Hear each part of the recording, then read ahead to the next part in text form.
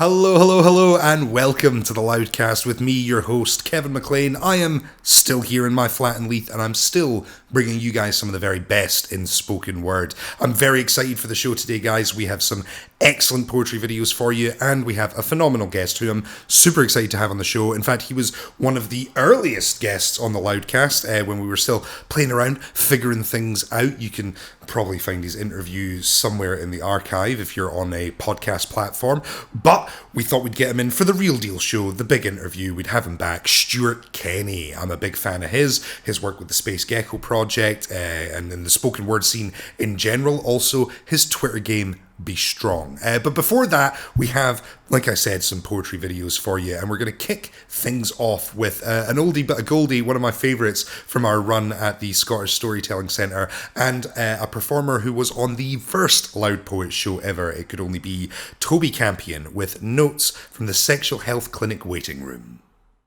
This poem, I thought I'd end with this poem that I started writing in the Sexual Health Clinic Waiting Room, because there's no better way to end a night than with chlamydia. So for the purposes of this poem, if we could all pretend that this is one giant, inappropriately lit sexual health clinic waiting room, just imagine that you're in there, feel the terror coursing through your body. It's a series of short poems, and in between each one, I'm going to give this hand signal. And when I do that, if you could all collectively give one really awkward, uncomfortable cough,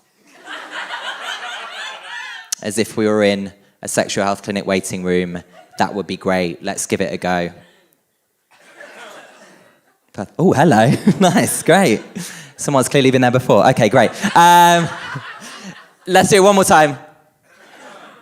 Perfect, great, okay. This is called Notes from the Sexual Health Clinic Waiting Room. As I lay in your bed, looking at your eyes, I knew deep inside, at some point in the near future, I would be weeing into a cup. This room smells like anxiety and hair removal cream. Capital FM is playing power ballads, and I'm trying not to touch anything, including the air, which is silent, apart from the occasional cough, and Meatloaf, letting us know that he would do anything for love. I think it's safe to say most of us in here regret sharing that sentiment. The nurse judges you. Do you have any pre-existing medical conditions? No. Any allergies? No. You experiencing any symptoms? No. Number of previous sexual partners?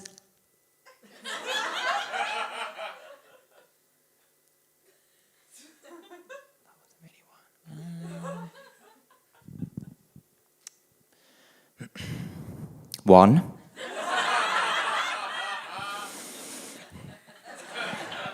A teenager with his dad blushes into the corner. When we were 15, Rachel Taylor had sex for the first time and showed her mum, and her mum went apeshit and brought her here, and afterwards she took Rachel to Bella Italia for dinner, and Rachel said it was the closest they'd ever been.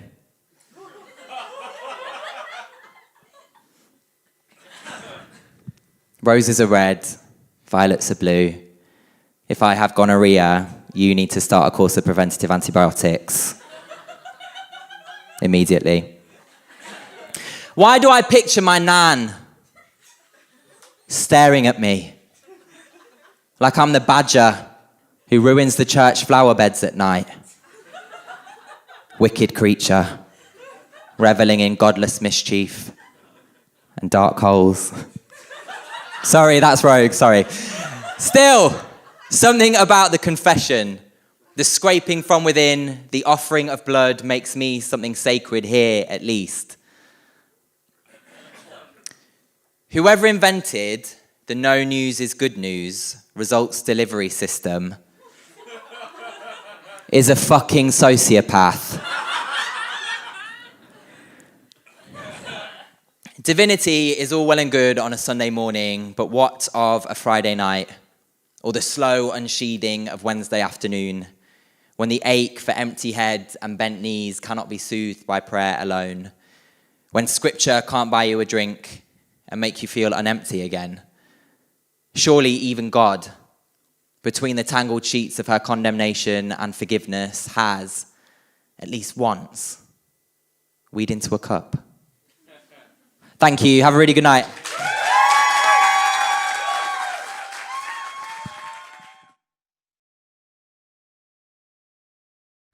Toby Campion there with an absolutely phenomenal piece, an incredible performance. Watching him slowly get the audience to cough into the room has a very different connotation now, but we'll gloss over that glorious stuff from Toby.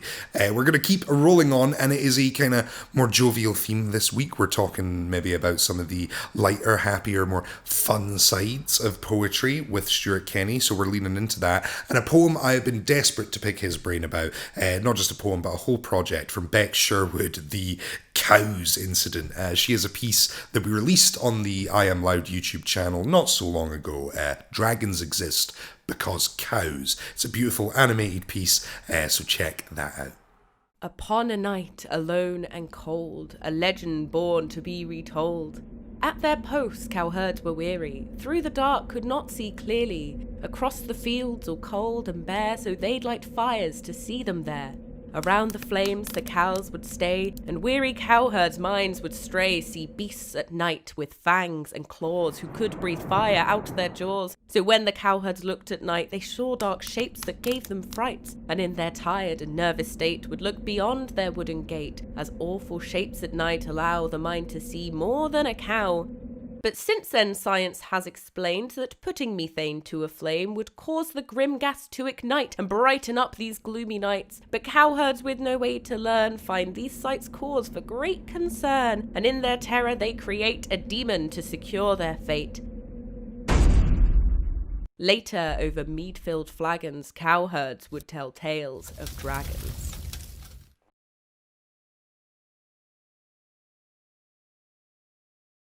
That was Beck Sherwood there with Dragons Exist Because Cows.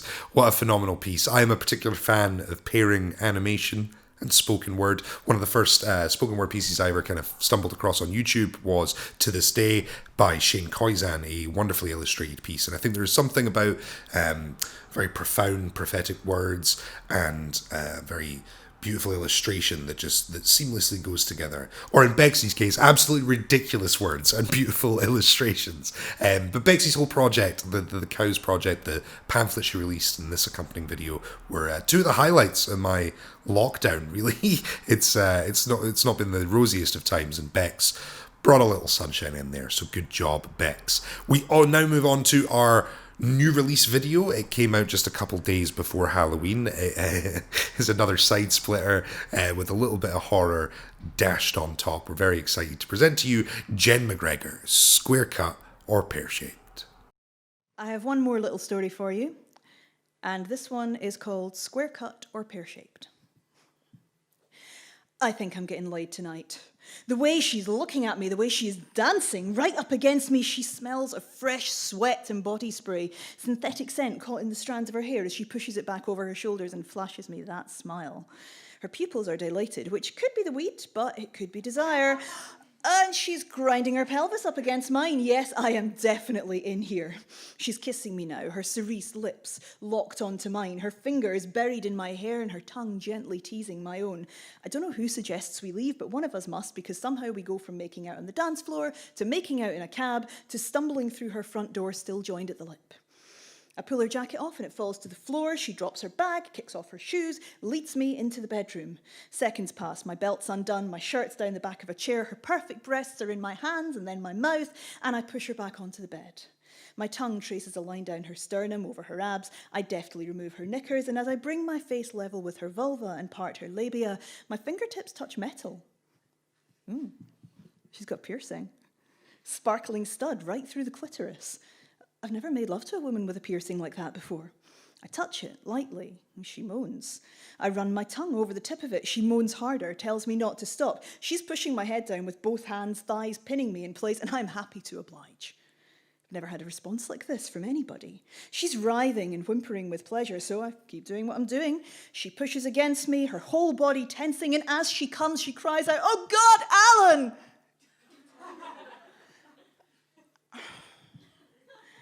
That's not my name. As far as I'm aware, she doesn't know my name. Alan? She doesn't reply. She's catching her breath, so I perch on the bed, awkward, waiting for a response. Is Alan your boyfriend, then? She sighs. Oh, no, he's not. Husband, then? Another sigh. Ex? She crawls up behind me, takes my earlobe between her teeth and tugs it gently. No, just forget about it. It's tempting. Her hand is creeping over my thigh. Another second and I really will forget. No, really. I put my hand over hers, stopping its progress. If you're spoken for, if there's a man in your life, just let me know and I'll go, okay? It's not my style, that kind of thing. Settle down, she murmurs. It's nothing to worry about. This is Alan. She guides my hand back between her legs, so I'm touching the piercing again, and she gives a little shiver. I breathe a sigh of relief. Okay, it's weird. It's very weird. But I've known women who had pet names for their vibrators, so I guess it's just the same. So now that we've cleared that up, I am more than happy for her to climb on top of me and start pushing herself against my hand. You couldn't really call him my ex, she gasps. It's not like we broke up. She grinds against me harder, faster. We weren't on bad terms or anything. We were going to get married, she gasps and shudders. He asked me right before he died. Died? Don't stop! She's still pushing against my hand, her weight trapping my fingers inside her, Alan glinting in the lamplight as she rises and falls and rises and falls. You've had your engagement ring made into a piercing. I know this isn't the moment, but really, I've got to know. And you named it after him. No, silly. Oh, God, yes, right there. This is Alan. Oh, God, I'm so close. I had him compressed into a gem, so he'll always... Oh, fuck me, that's it. He'll always be with me when I... Oh, God, yes! Oh, God, no. This is creepy. I want to run, but she's right on the brink and I can't just kick her off. And now her head's thrown back and she really is gorgeous and then her lips are on mine again. It really has been a while and it's not as if there's any law against wearing jewellery made from ashes and her hands are all over me and my capacity to judge is gone.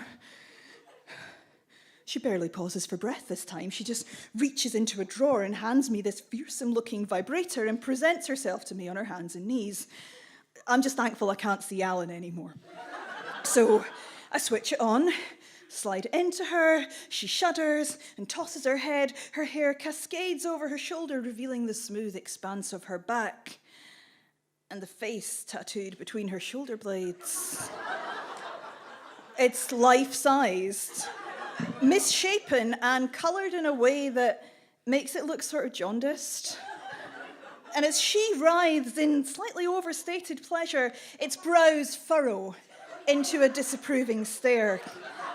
I try not to meet its eyes, so I fix my gaze just beneath it, and that's when I see the splotchy swirl of black ink forming a letter A. I avert my eyes completely. I just pick a direction at random and find myself staring at her bedside table. There's a little trinket holder on there. A trinket holder containing 2 or 3 other glittering studs, just like Alan. Maybe it's cubic zirconium? She stopped writhing. How long have I been staring? I realise I've dropped the vibrator. And she turns to face me, gives me that devastating smile, and whispers in my ear, "You're exactly what I like in a lover," she says, happy for it to be all about me. I feel the handcuff snap around my wrist. And she kisses me again.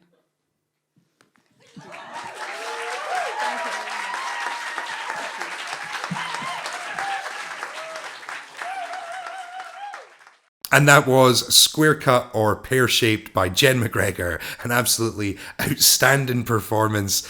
Last Halloween, I know we're a bit late with Halloween, but yeah, I enjoyed that poem nonetheless. Jen is one of the few poets I know who can so beautifully merge horror and comedy into a spectacular piece like that. Yeah, one that will live long in the memory. And I'm super happy to get to chat about it and our other featured poem for this podcast, the Dragons Exist Because Cows, from Ben next Sherwood. We're going to be chatting about those poems and about so much more, about his work as a spoken word performer, as a journalist, as a theatre maker, incredible pal of mine, a really good performer, an amazing writer. Please welcome to the show, Stuart Kenny. How's it going, Stuart? Very good, thanks. Very good. Nice to see you, man. It's the one flaw of this podcast is, like, I do most of my introductions to people, like especially someone like yourself, who I've introduced a lot to stage, and so I want to build up and do like this big boisterous announcement, but then it's just me shouting your name into the void of my living room. It's not as fun. No, unfortunately, missing the live events. I was saying that the last live event I was doing was with you guys in February. Well, on live to people, anyway. Really? Damn. That's the same. Yeah, same with me. The last sort of live in room with people ones I did was Loud Poets in February. That's so long ago. And it's looking likely that we probably won't be doing shows again by February, right? So, gosh, what a high note to start the show on. Oh, dude, it's every week of this show starts with me just kind of like miserably asking poets how they're surviving a terrible thing. It's, yeah, painful. But we're all in it together. We're struggling through. And I know that while you are not performing live on stages, you are keeping very busy in lockdown. But before we get to all of your stuff, what did you make of Jen McGregor's, I guess I call it a poem just because I call everything a poem, but I guess it's more of a short story. Yeah, it's great. I mean, that's one of the kind of most engaging and entertaining things about Jen's work, I think, because it always blurs that line, or often blurs that line between poetry and prose. And she's just brilliant, isn't she? I mean, I remember seeing Jen kind of early in my spoken word days at Inky Fingers, and it just being a revelation, the kind of that unique style of writing that's not that easy to, say, pigeonhole in a genre. And she's just such a gripping and engaging performer on top of that. Like, to be able to mix kind of suspense and horror with comedy in such a way is such a unique talent that I don't think I've really seen much. Like, I've not seen that many other people do that, which I think just why she stands out so much. Yeah, it's such an interesting, like you said, that particular mesh of comedy and horror, which you think more of, you know, in film, right? Like guys like Sam Raimi or whatever who managed to blur those things really well. You don't necessarily think about it in poetry. And like, I don't see a lot of people doing horror poetry. You know, people will often point out the lack of maybe comedy poetry, and that's something we might talk about later. I know it was something Peter Hayhoe brought up on the Loudcast last time. But I think horror poetry, I'm kind of similar to you. Like, one of my first people that really stood out to me when I started in the scene was a guy called Lewis Brown. Did you ever meet Lewis? I didn't actually, no. Oh, dude, you and Lewis would get on so well. He an amazing writer, and he had this poem that was absolutely terrifying called The Tall Man's Coat. And it's just a poem about this coat hanging on the back of a door, but it's all about what the coat represents and who would have filled it and why it's there. And it just is this sort of, he has this methodical, relentless tone to it that builds and builds and makes you just feel super anxious. And like, Jen does a similar thing where she absolutely knows how to swing into the macabre. And like, I think that's nice to still see people do, right? Yeah, and just like the imagination in that piece there as well, like, it's just absolutely incredible.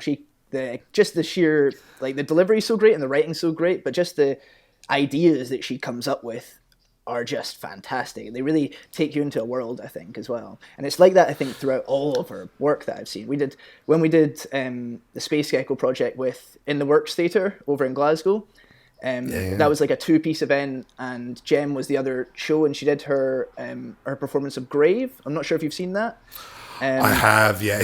Yeah, about like breaking into a graveyard, and I think it's one of my favorite pieces of writing I've maybe ever seen. It's so filled with incredible kind of distinctive imagery, and is scary whilst also simultaneously being kind of absolutely hilarious, just through the kind of surreal nature of it. It's just brilliant, and I think she's just a performer that absolutely engages you because of all those different levels that she comes at you from. It's just like nobody's kind of looking at their phone when Jen's on stage, I always think. No, absolutely not. I think you see that in, like, when I look at this sort of story, and I often think, especially at a night like Loud Poets, which is very focused on like performance poetry, like high energy, even if it's, a somber subject matter, there's still a kind of force and punch behind what we do that maybe some, sort of long form storytellers, I know it's short stories, but comparatively to a spoken word piece, fairly long, fairly slow moving, and not as maybe rhythmic or lyrical, it could be a difficult thing to do, to be able to kind of hold your own in that kind of environment. But like the caliber of Jen's writing and being someone who, like, Jen's a director as well, right? She understands performance and really combines the two. And that's when I think you get the best work, when you get really talented writers who swing into performance and really think about what they're doing on stage. And like the way she takes an audience from, because when she first starts that story, it's a lot, right? Especially like it can be, you could feel the audience being surprised by it, but then she like takes you through that journey, and her writing is so pitch perfect, and she delivers it with this kind of increasing pace and frenetic energy that you feel the laugh build in the room. And you can't hear it as well on the track, like, but you really get this impression that she takes the audience on board with her, to the point why when she kicks into the sort of twist at the end, like everyone is, in fits of hysterics. And so it was for me, someone who's been performing a long time, even, it was like really a masterclass in seeing someone control a room, which I love seeing up close.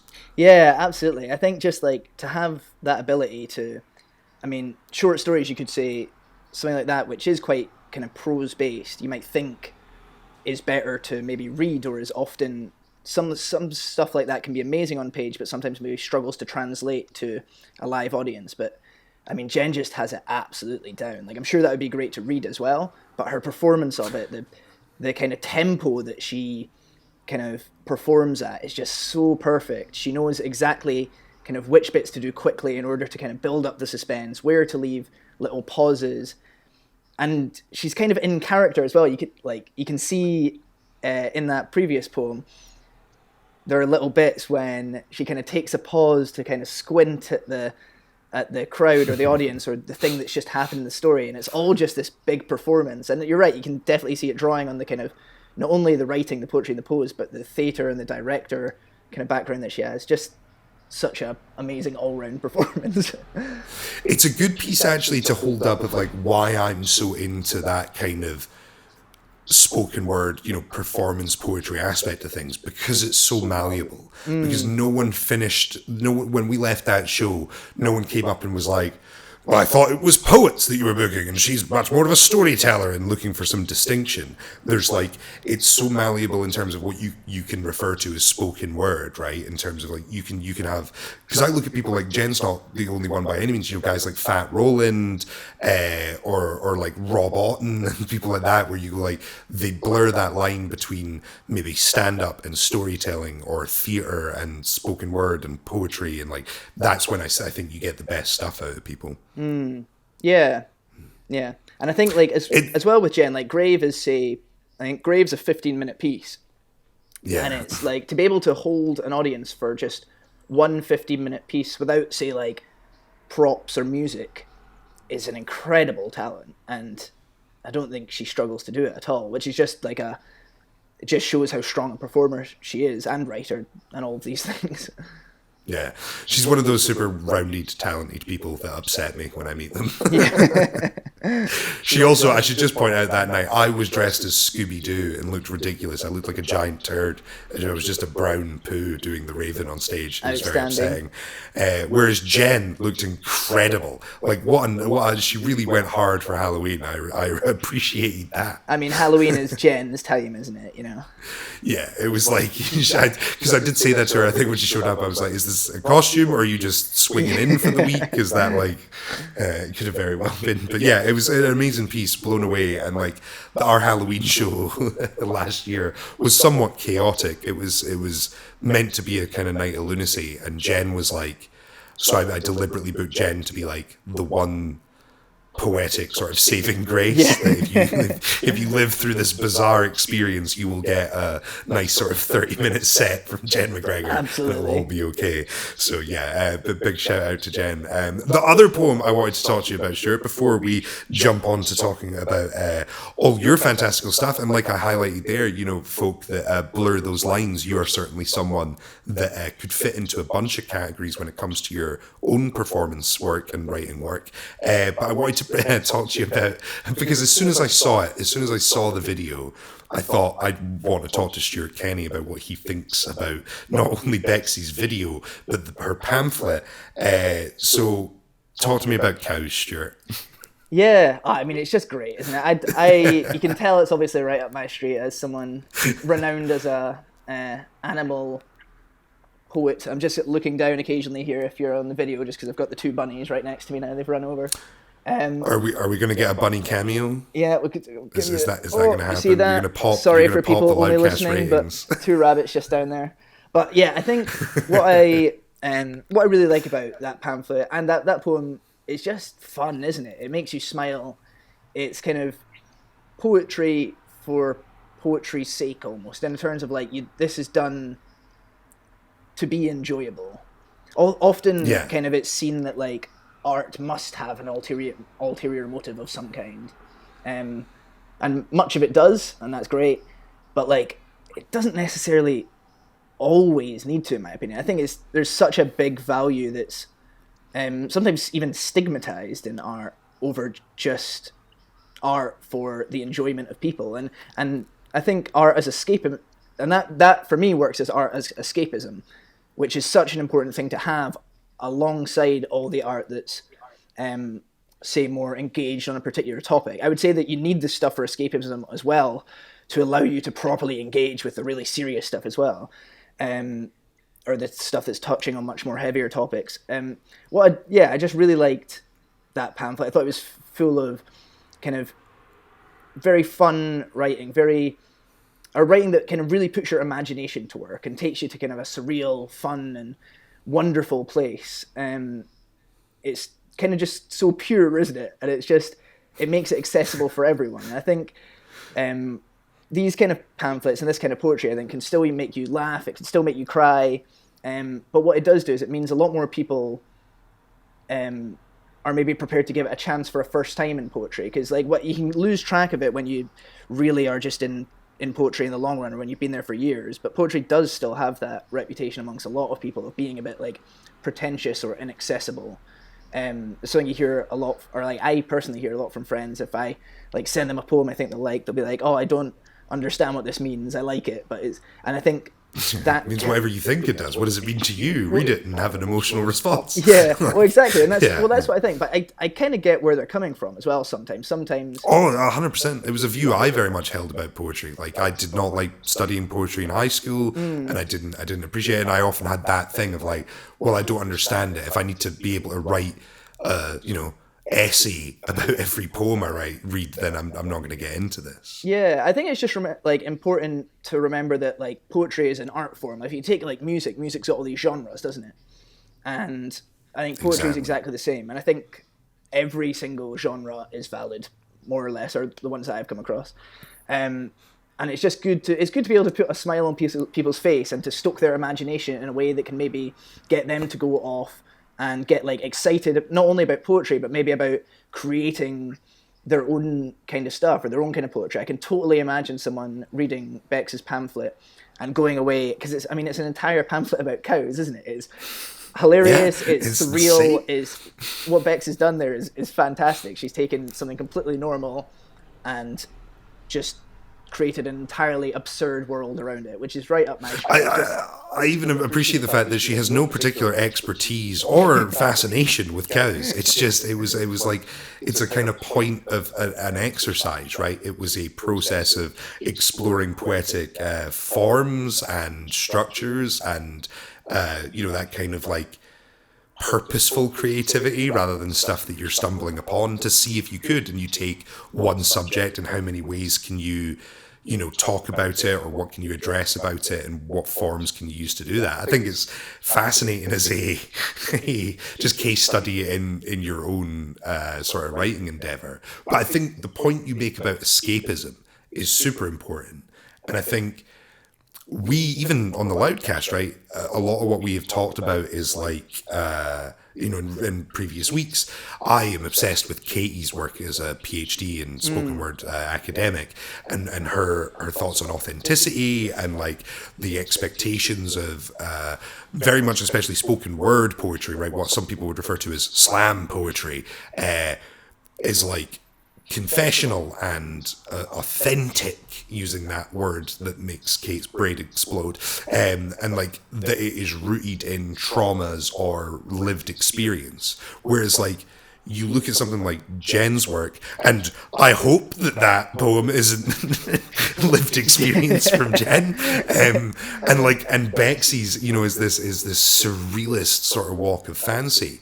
And as much as there is, poetry for catharsis and for social justice and for political ends and things like that is important and valid and should be looked at and applauded or criticized where appropriate. Like your poem about your haikus, as Bex puts it, are not less valid as like artistic endeavors because they're not rallying against some great injustice, right?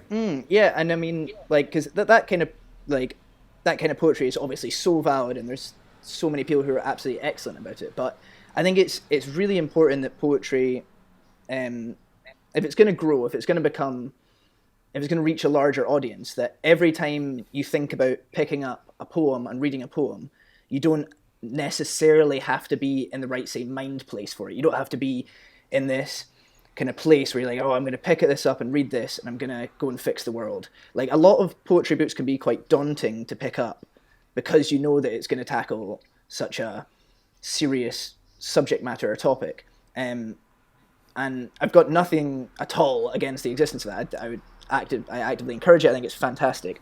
But I also think in order to balance that out, to have poetry seen as more of something that everyone can get involved in, there needs to be another side of it that you can just pick up and just read for a laugh, kind of like just read to enjoy yourself and to smile. And I think often that side of poetry can sometimes be villainized or stigmatized as seen as dumbed down or avoiding big issues, but I don't think it is that. I just think it does something else. I think it encourages the imagination. It gets people excited on poetry and on literature, and well, for me personally, when I read stuff like that, I get excited to write myself. A lot of my poetry is based around world building and creating characters inside kind of fantastical worlds. That for me, I guess that is kind of escapism, and I like building that thing and then bringing it to people and like, look at this thing that I've come up with. And it might seem a bit crazy. It might, like, I try and make it accessible. People, it just tends to take people out of the everyday, I guess, which is a really important thing. It's as important to do that. It's like people talk about in protests, for example, there's a new importance kind of being put on kind of restoration, and the fact that if you're going to protest something every day, you're going to burn out, aren't you? Exactly. And you need stuff to balance that off. It's so important to have joy in your life as well, especially if you're going to have the energy to then go on and tackle what you see as these much bigger issues, I think.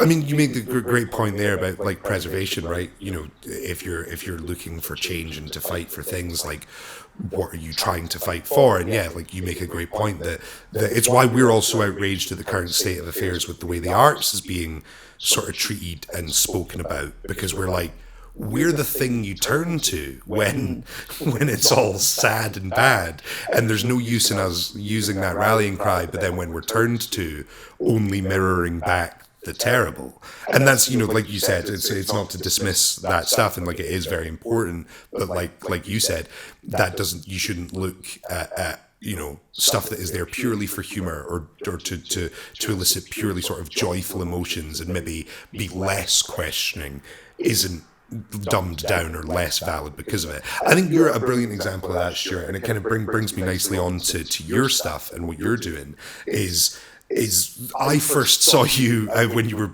working on Space Gecko, right? I think that was when we met. Yeah.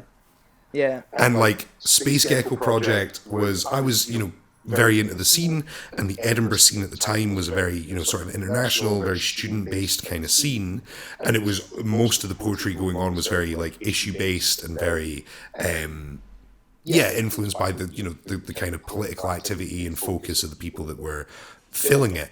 And you came along like this little beacon of happy with the Space Gecko project, and I was really pleased because everyone kind of got on board with it. And like, I think the UK has maybe a better record than North America or whatever with swinging with funny poetry. But where did you kind of get the inspiration to go? I know you'd done Lifeguards before it, and so you were obviously a writer and a performer, but where did Space Gecko kind of come from? Yes, I mean, Lifeguards was a play, and it was obviously a comedy play, and again, that itself was kind of just world building. The Gecko project again just came from, like, I literally just did see an article online which was just said 5 geckos freeze to death on sex space mission, and I kind of tweeted that out. Who wouldn't write an hour-long theatrical response? I tweeted that out, and I think it got like 2 likes or something. I was like, okay, I'm going to make an hour-long show about this. No, but I came up with a line, I think it was like, the first ever line in Space Gecko Project, it was actually one of the last ones in the show. It was like, I know that you're cold-blooded, but you make my heart feel warm.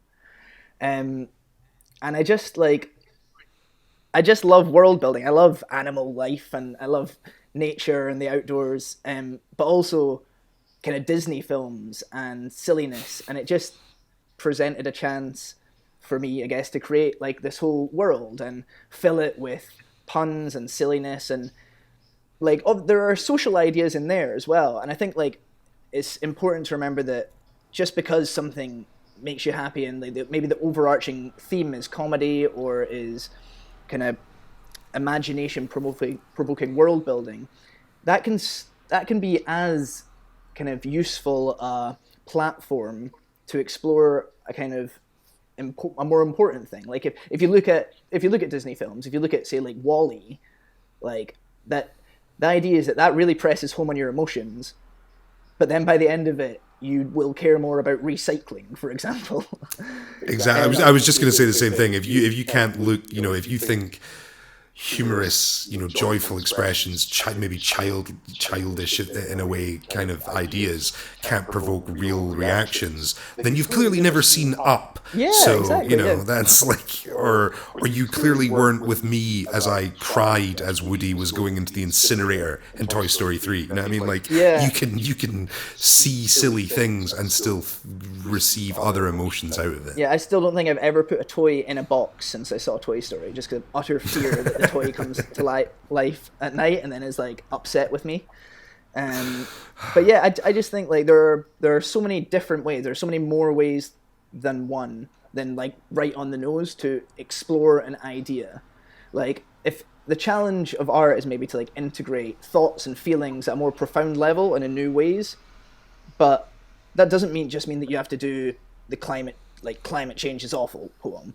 You can explore that in a different way by say like putting forth a world and an idea that makes people just think of perhaps nature in a different way, or think of the way that we engage with the wildlife, the forests, all of this around us, and that can just be through a kind of big adventure, which I think is like what I try and capture in my shows. And you do very well. Like I was blown away when I first saw the Space Gecko project. And one thing that I think is interesting, and like when I look at people who are, maybe like yourself or folk like Bex, who are more maybe experimental in their subject matters or their formatted delivery, what you see is that carries on through. So like it did not surprise me that Bex, collaborated with animators to make a bespoke video to accompany her pamphlet release, because like that's how Bex operates. Like she's someone who very much understands that other people have expertise that can amplify and assist your sort of area of expertise. And so like when she, you get some animation and some music behind it. I know she worked with Katie as an editor on the pamphlet and things like that. And like that's when you see stuff get really interesting. And obviously with Space Gecko Project, you had elements of similar things, right? There was a level of animation and video work, and obviously you worked with Grant on the music, right? Yeah, absolutely. And I guess that was like partly just because we're all kind of best friends, we wanted to do something together, but it definitely makes it not only just a much better show, I think, just because it's got all these different levels, but again, it just makes it even more accessible, I think, for people. It's like people who have never read a poem before seem incredibly willing to come and see, say, the Space Gecko Project or the stuff that is backed with music and animation. It becomes this, it's like in the same way that, like Harry Baker and Chris Reed present their show as what is like comedy rap jazz or something. Which is just like, and I like the idea of, like, I'm very keen to keep like poetry in there, but I like to describe it as like a spoken word, musical, visually animated show. And it's this whole thing, isn't it? It's this whole thing that people just seem to be willing to come along, even if they've been to nothing like it before. And I get like which is one of the nicest things for me, actually, is getting messages, which seems to happen a lot when we run the show, of people that say, this is the first thing that I've come to, that's like the first time I've seen poetry, for example. And it's always, oh, I didn't know it could be like this. Well, it can be like anything. And that's, again, like Beck's pamphlet's great at showing that. And I think that's what we aim to do in the shows as well. I think it's bang on, and like I vividly remember seeing it in Banshee, and like people singing along or waving hands back and forth and stuff, and just thinking like, this is not normally the reaction of poetry audiences, and it doesn't always need to, but it's nice that it can be. And like I always think that there is still an element of poetry by stealth, if you want to, kind of be successful, or at least if you want to get decent-sized audiences who people aren't as willing to take a risk on poetry. And I do get it. Like, we've both discussed there are certain connotations, or people picture certain things, and like we've both been out there, Stuart, in August on the Royal Mile, flyering for shows, and if you open with the word poetry, people are less likely to stop, right, than if you pitch your quirky Space Gecko Project show and then slip in that there's a bit of spoken word. It makes a difference. Yeah, and I guess one of the hopes from the show is as well, and of those messages that you get that are about people coming from poetry, that I guess the thing I like most about them is the fact that they say it's the first time we come and we loved it. And then after that, I think they are more, well, I hope they are more willing to go on and explore more poetry and go and engage more with just spoken word as a format. And I guess that's not like, I wouldn't say that's an aim that I go into the shows with, just like, but it's a hope that I have of the format, I guess. Like, the aims of the shows are just to create mass enjoyment, normally to explore a few issues or something, but just to put smiles on people's faces. And if you can, I thought the aim of the show was to deliver as many puns as you could in the shortest period of time, which is another skill you share with Bex, to be fair. And there'll be a lot of puns in the next show as well, to be honest. I'm not sure there's quite as many, but they're definitely still there. Oh, Stuart, you've set a precedent. People are coming for the puns, my friend. Which, you're the king of segues as well. I did want to talk to you about your new show. So obviously we've been in lockdown, and it's scuppered a lot of plans for a lot of us. And I know the new show is something you were working on, back in February when we were Loud Poets together. How is the new show coming? Do you want to talk a bit about it? Can you give us anything? Give us any spoilers? I don't want to give too much spoilers just yet, but I can certainly talk Cards a bit about close to the chest. I respect it. Yeah, we've finished. So it's finished writing now. It's like, it'll obviously it'll change a bit, but Lewis, for example. Lewis Gillis is our illustrator from the Gecko Project. He sent over the first animations for it the other day, and they're absolutely amazing. It's definitely still going to be kind of wholesome, animal-based, punny, animal. Sorry, I've already said animal. There are a lot of animals in it. A lot of animals. Yeah. It's gonna be another. But it's big not. It's like not that. It's not a continuation of the geckos, right? It's not. No. So it's a different world. Well, actually, it's. I like to think they're in the same universe, and they can. You know how Marvel have their universe, going to start kind of building up. The kind The of Stuart Kenny extended universe. exactly, yeah, with all these The skew. various talking animals in it. And yeah, Grant's been working really hard on a lot of music as well. We've got a place. We had a place to launch it in August, and now we've got a new place to launch it next May. But like, who knows if that'll happen? So, yeah, It's that tricky thing just now with sort of planning any live events is like it's a moving goalpost, you know what I mean? Yeah. But that's good. I'm glad that it's kind of ready to go. I know we had, like I said, been talking about Fringe and stuff, and I was very excited to see the show. Are you giving away what the animal focus is of it this year? So we did, obviously, last time around we did, our last Loud Poets, actually, I'd performed the first poem from it as a kind of test. That was fun. That was the first time any of it had been performed anywhere, and it went down super well, which I'm really relieved about. I don't want to give away too much yet, because I think we'll probably do a launch of it at some point, and it's just like, if I launch it now and then the festival cancels again, you know, in May, and it's like doesn't get to run until like 2 years away. I don't want to have been building it up for all this time, but it's basically it's concentrated on, I guess, like the fact that we as like everything is connected, I guess, in the world. It's one little animal, almost. There's so many slips of the tongue, and there's so many things I want to talk about that go on like this big adventure, but like it's about kind of this idea, if you take one thing from nature, you'll soon find out that everything is connected, I guess.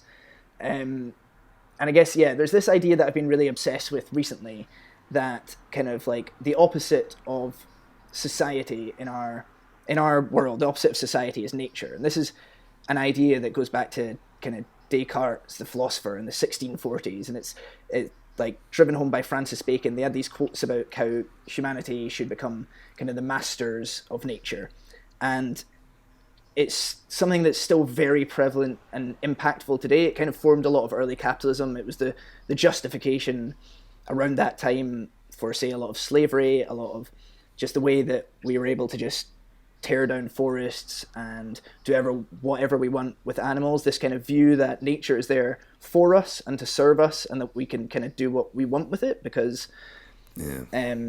because it doesn't have, it's an extended thing. It's not its own thinking thing. It's an extended thing that is there for us. And I guess, in my opinion, if we're going to kind of actually take impactful measures on climate change, it'd be great if we change that view towards a view that it's not there to serve us, it's its own thing. I mean, you could look at climate change in a way, without going into it too much, it's like nature will do whatever it needs to survive. Whether humans survive is up to us, really, and the way we treat nature. So I kind of got obsessed with this idea, and especially if you look, like, we're kind of born into this world where that's what's taught of us. We're taught that nature's there for us. But it's not. It doesn't have to be that way. Like, if you look at indigenous tribes, there's lots of really interesting other ideas, and their relationship with nature is a lot healthier. If you look at the kind of people in Australia and Uluru, or the kind of First Nation people in Vancouver, have this amazing relationship with the salmon there, which kind of acknowledges a responsibility to them. And I was like, there's a tribe in Colombia who kind of consult the forest before making decisions, because it's there for everyone. And it's like, I love this view of nature, and I think it just takes so much more into account, and I've kind of tried to build that into the show and kind of write poetry based around the fact that all of this is our home. It's not just the cities or your house that's your home. The whole planet, by extension, should be cared for, I guess. But at the same time, there's lots of puns. So well, that's the thing, right? It takes us full circle to the point of, like, it is easy to dismiss and not find, maybe value in the genres that push the edge, maybe horror, maybe comedy, things like that. But there is always a nugget of something. People are not moved to make art about, frivolous things they don't care about, and it may seem on the surface sometimes that way, but like, if someone's put that level of effort into it, and like you said, we've been you've been writing this show and working on it for a very long time, like, you don't do that for something that doesn't mean anything to anyone. It's sometimes a bit to scratch the surface, and you'll find some 16th century French philosophers in there, so that's on you if you don't see it. It's interesting because, like, again, there's not going to be any in that show. There's not going to be any poems that are directly about the kind of stuff I just talked about. But that's the world that yeah. the adventure takes place in. And I hope that people care about that when they come out. And it's like, for example, after geckos, I can't tell you how many people have sent me pictures of geckos that they've seen or stories they've seen about geckos. People think of that when they see geckos now. They care more about geckos now. And I'd love to see how many pictures of cows Bex has been sent, for example. People do that to me because I make the mistake of telling them I'm petrified of spiders. So every spider meme that comes up for the rest of time gets sent directly to my inbox. Yeah, exactly. But it's just like... Maybe I should write a pamphlet about like micro pigs or something and get a happier cross-section. To be fair, no, micro pigs is a terrible thing. You shouldn't do that. But yeah, it is good. It is. I'm excited to see the work on the new show, and I caught that little sneak preview at Loud Poets back in February. So yeah, I'm excited to see the completed work. But like, obviously, your viewpoint and your level of knowledge there is impressive about those kind of issues, and I'm sure that's partly because you're researching it and looking into that. But like, I don't know if a lot of people know about you, Stuart. I'm sure they do. Like, the people that maybe know you more as a poet don't necessarily know you're like a journalist, and you do a lot of like traveling and sort of odd experience stuff, and you've been keeping busy with that during lockdown as well, right? Yeah. Well, as much, obviously, the travel has been highly limited. So like my full-time job is in journalism, and in particular in kind of sustainable travel journalism and/or cycling. So I have been doing a lot of that which has been awesome. I've had a couple articles in the Guardian about kind of nature and rediscovering your local area, which has been really exciting. Got out on my bike and cycled the width of Scotland. On something called the John Muir Way, which is like just kind of this. If you're ever at the Meadows in Edinburgh, just kind of if you're at the road, you can look at the lamppost and you'll see these kind of purple arrows. And one day you started kind of wondering what they were, and then it turns out they will guide you the entire width of Scotland from Helensburgh to Dunbar. So I cycled all of that over a few days, which was just amazing. And like, you realise it's amazing if you asked anyone in Glasgow or Edinburgh what is between, how many people would how many people would actually be able to tell you? Probably not that many. Yeah. So I'm really excited just about exploring more of Scotland at the minute and just being out in the kind of greenery. And I think lots of people, which has been a kind of central point of my pieces lately, a lot of my kind of articles, has been a lot of people have been struggling in lockdown with being trapped naturally. I think it's a natural thing. So it's been so nice to rediscover kind of local parks. A lot of people have been discovering or getting into stuff like bird calling or kind of being able to identify plant life. Just so you can kind of take a new level of understanding from your walks. Obviously in Edinburgh, we're very blessed to have the Pentland Hills on our doorstep. I've actually just, in the past like 2 weeks or something, I've written about a pamphlet worth of poems about the Pentland Hills, which I guess I like to think of the Pentlands as this kind of magical kingdom. I always years ago I started referring to it as like Pentlandia, and then from there it's just this kind of really nice place where it just feels that you can get away from all of those stresses of the main world, and it's right on our doorstep, which is, we're so lucky for that. Absolutely. So just like getting a new understanding of all these types of nature and all the intricacies and the way that they, like what I said earlier, the way that they kind of one little thing can affect so many other things in nature. So yeah, I've been doing a lot of writing about that, which has been really fun. Nice. I've seen you. You're one of my favorite people on Twitter, Stuart. I saw the for those that haven't caught it, you need to go and check out Stuart's Twitter of the Visit Scotland sort of thing you did with the rainstorm of like a holiday in Scotland. Absolutely stunning stuff. Yeah, that went wild. It was like, so that was, for those who haven't seen it, it was during the early days when we were still allowed to kind of travel within Scotland properly.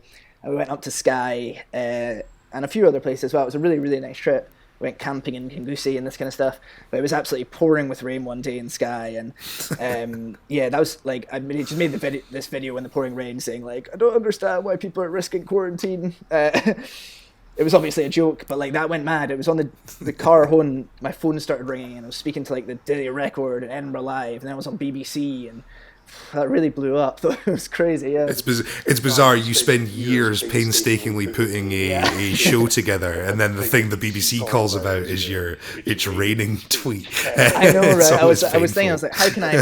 What is there anything poetry related I can plug? Actually, there was. So I did my collab with Nadia Freeman, the amazing producer. Yeah. And, Very good. If anyone wants to hear some of my stuff, you can check that. There's a little EP out that me and Nadia, who's a kind of electronic music producer and an amazing poet herself from New Zealand, and we kind of did a little collab during lockdown. It's kind of entirely stuff that I wrote in lockdown and beats that she had produced. And we had just released that when that Sky video went viral. I think that Sky video it's got over 500,000 views. So I plopped that. So you could actually share your SoundCloud. I did exactly that. I was like, listen to this, and it kind of worked, like the top hit has over 1,000 listens, which I was pretty pleased with.